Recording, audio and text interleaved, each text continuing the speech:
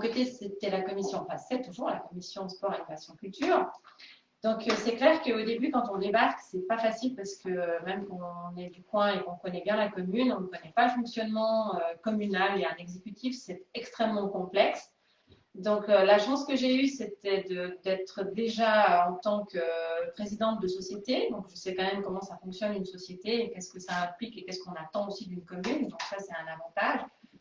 Et puis, dans cette législature, ben, j'ai eu à cœur aussi surtout de me mettre à disposition des citoyens. Donc, ça veut dire d'être à l'écoute des demandes et des attentes pour valoriser les idées citoyennes. C'est pour ça que j'ai lancé ce qu'on appelle des projets participatifs.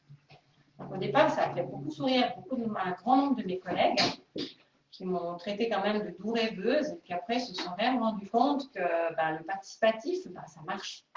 Parce qu'en fait, il faut donner la parole aux gens. Donc, ça ne veut pas dire qu'on promet des choses, contrairement à ce que les gens pensent, mais on essaye de créer ensemble des projets. Ça veut dire qu'au lieu que les citoyens soient des spectateurs de la commune, il faut qu'ils deviennent acteurs.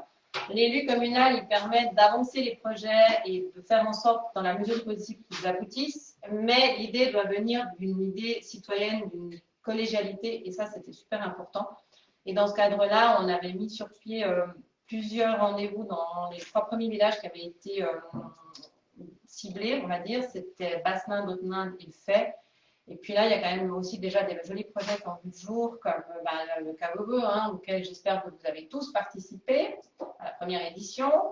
Il y avait également des rencontres autour de Passe-Borin-Vert sur Bassenain. Il y avait sur Fay, on a revu un peu la sécurité par rapport aux nombreux questionnements qu'il y avait par rapport aux écoles et aux enfants sur la prise en charge scolaire. Il y a eu une interaction aussi avec la commission scolaire, donc c'était très bénéfique.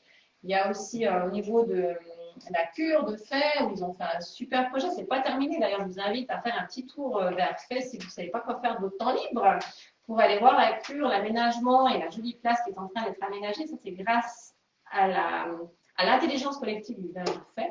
Et puis, sur Haute-Inde, on a pu créer le projet de la coopérative du biolocal, où on a créé une épicerie en vrac qui est gérée uniquement par des bénévoles et pour permettre aussi des circuits courts. Donc, on rejoint aussi la commission agriculture parce que le but, c'est quand même de favoriser nos paysans locaux et de mettre en valeur nos produits régionaux. Donc, c'était plein de bonnes choses. Et puis, à côté de ça, il y a eu plein de choses. Donc, la refonte du règlement des subventions, l'utilisation, la mise en place de la vaisselle réutilisable, sensibilisation quand même aux déchets. Donc, et ça, c'est toujours en cours, c'est pas fini.